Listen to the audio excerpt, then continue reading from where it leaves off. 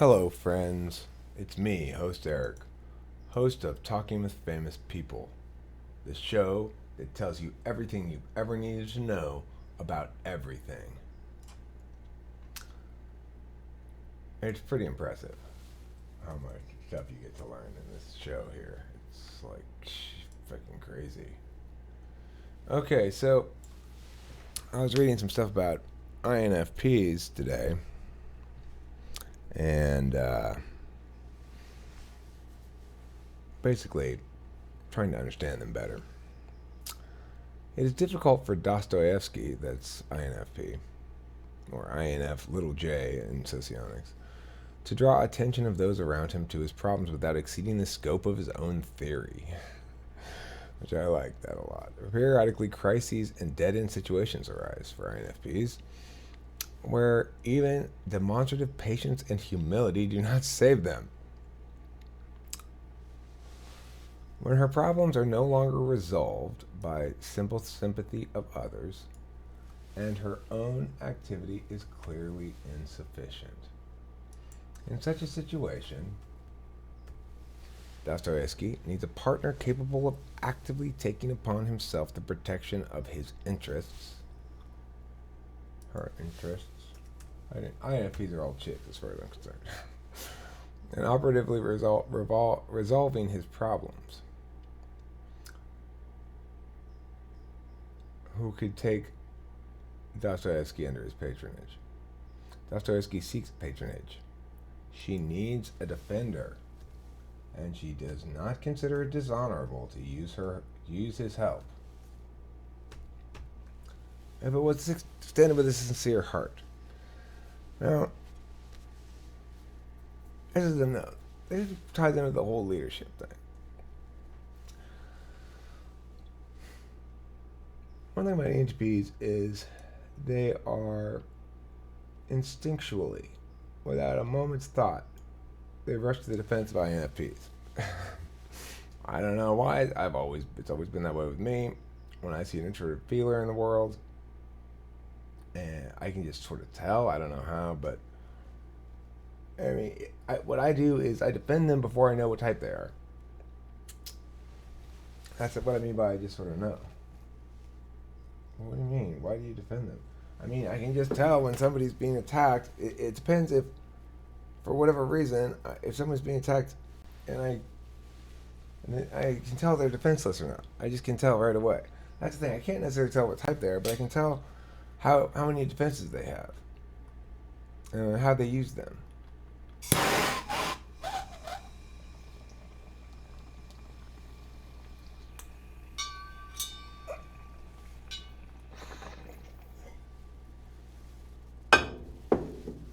I said it in a video a long time ago. I still maintain it to be the case. INFPs need life structured for their purposes. They need to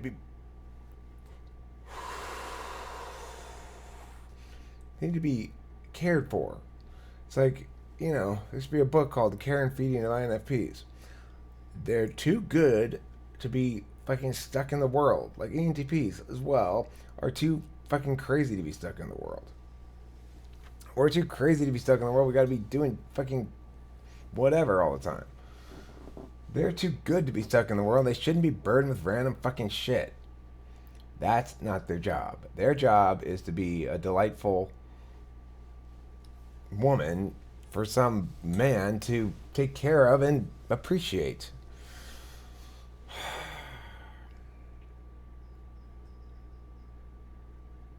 As far as I'm concerned, INFPs are all hot chicks.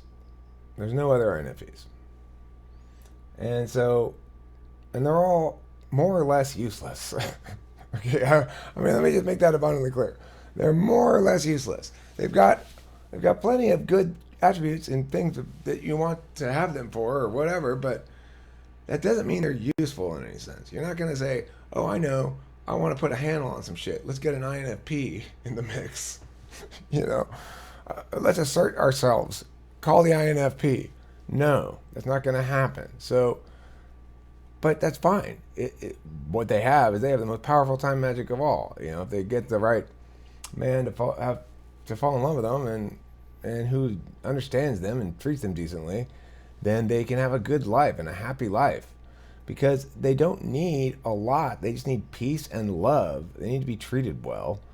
They need to be treated very well, and they need to have few demands made upon them. They need to be permitted to exist in their state of intermittent energy and little flurries of, well, now I feel like doing this, and now I'm gonna rest, and now I'm gonna draw a picture, and now I'm gonna eat some food. They gotta be allowed to do that shit. Just do whatever they want. That's what they're supposed to do. Jesus Christ. And what they definitely don't need is people bossing them around in ways that are unnecessary. So, I mean, the other thing I've heard about INFPs, I was reading this shit today, was that they can't make big life decisions. Then they need a partner to make those life decisions for them. And they will gladly comply. But what happens sometimes is that they'll find themselves in a relationship where the person doesn't have their interests at heart, and their strategy for dealing with that is to practice patience and humility. But the person doesn't have their interests at heart, then it doesn't matter how patient and humble they are, it's not going to improve. So that's why they need to be very careful in general about picking their partner. Make sure they find somebody who understands that they are introverted feeling first. That they're not going to be logical about anything.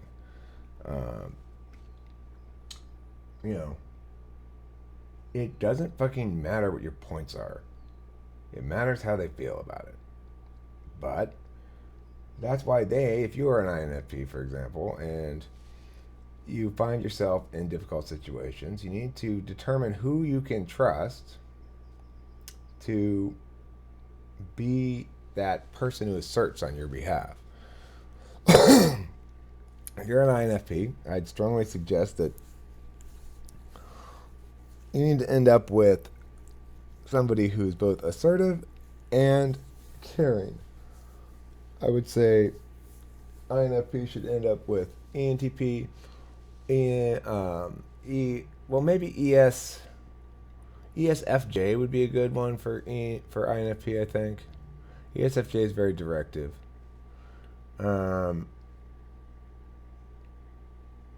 Without being a dick, That's the thing. Who's directive without being a dick? ENTP can be.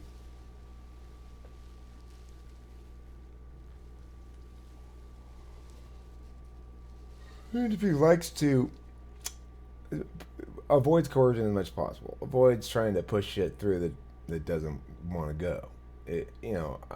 For me as an ENTP, I know that the reason talking to other people is the way it is, in part, is that I want to deal with people on their own terms. I want everything to be consensual. So it's not like I'm having to impose on you to come hang out with me.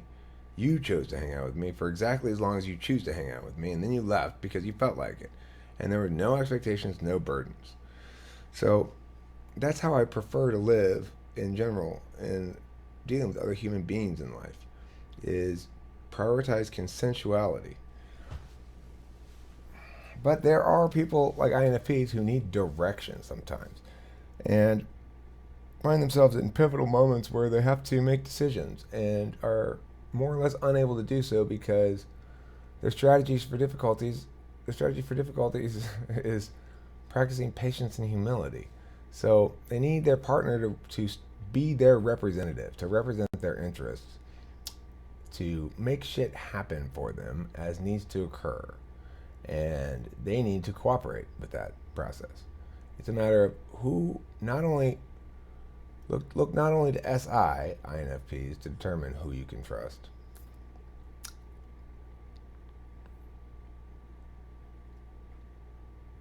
If you do that, you prevent yourself from manifesting solutions that aren't to be found in the past. People are different. Some people are unique, not all. Some people are representative more of an existent type than others. But all people evolve as they age and become more complex, more capable of understanding the world through different epistemologies. So,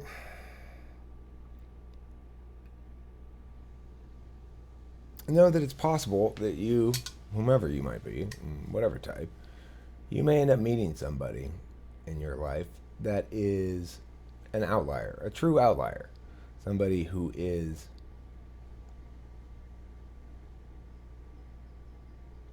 unknowable through existing boxes. And in some regards,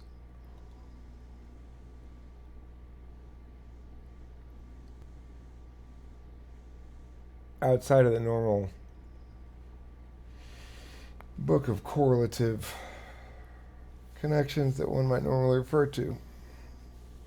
If X normally means Y, with a true outlier it doesn't. It means something else. Maybe. Understand that those people are once in a lifetime when you encounter them. And if you're lucky enough to have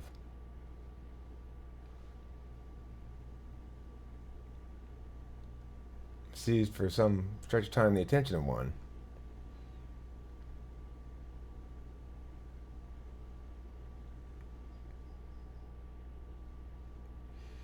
well, you're going to spend the rest of your life thinking about that person regardless. So, seize upon any opportunities that present themselves.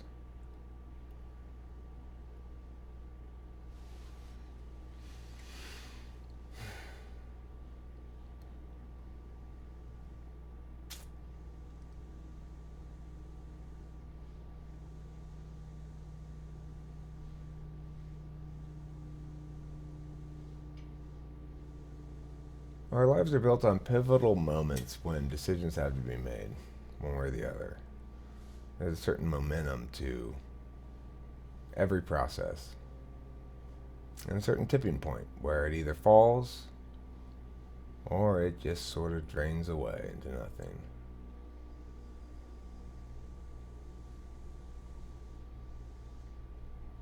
Know when those moments are, across the board, for all sorts of things, relationships, projects, whatever. Know when those moments are where it really matters whether or not you take action. Different types have different levels of assertiveness, of course, different levels of trigger pulling habits. But every single type, well, to live effectively is to manage those moments, the big pots. When you're playing poker, it doesn't matter how many hands you win. It matters whether you win the right hands, the ones with the big pots.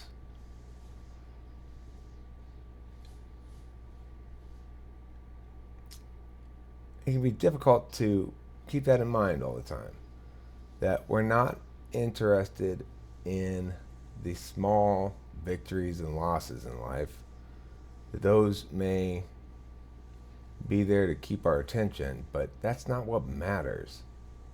It doesn't matter that I lost that hand. I gained information. It doesn't matter that you won that little hand. It doesn't matter that I won this little hand. What matters is that I'm setting shit up for the big kill. Now, knowing the moment when that's the hand to make that big kill, that's the trick. That's the trick. It's one of the ways in which I think ENTPs have a bit of an advantage, perhaps. INTPs will let that thing pass them by and not pull the trigger. INFJs, same thing, potentially. And then they're so trying to manage their future memories that they fail to take advantage of opportunities. But ENTPs have the opposite problem. We'll jump at shit that we oughtn't jump at. It's not really the right thing, whatever it is. And, we're not too stubborn in it usually.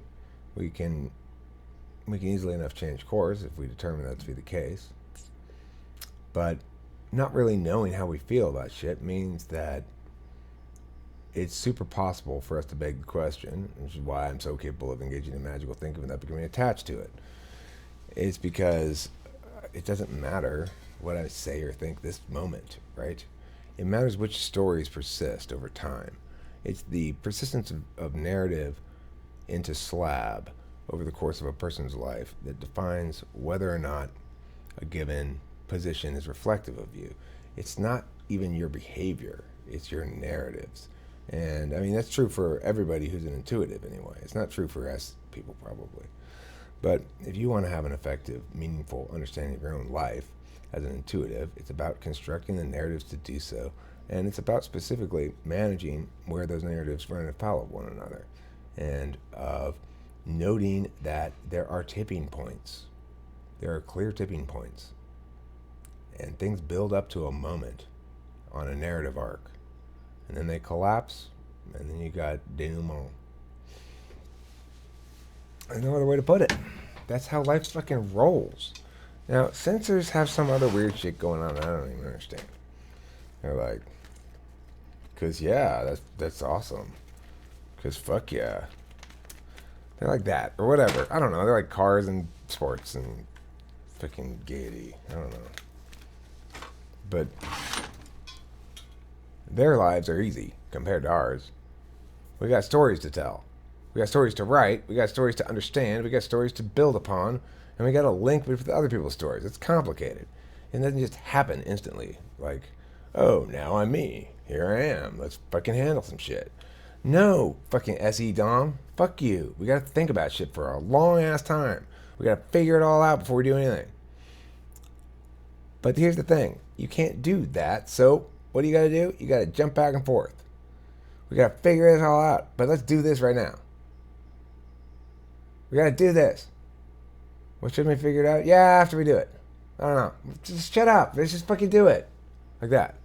It's the only way to live. Because otherwise you get stuck. You're either stuck in story building or you're sloppy and barbaric and animalistic in your non-storytelling. Non-deliberative people bug me. Like, well, let's... Yeah, just go fucking hit that shit, bro. Anyway, I'm deliberative by nature. I'd really... God damn it. This video is over. Thanks for watching Talking with Famous People. I love you so much, you guys. You guys are the best. There, that's softened the ending.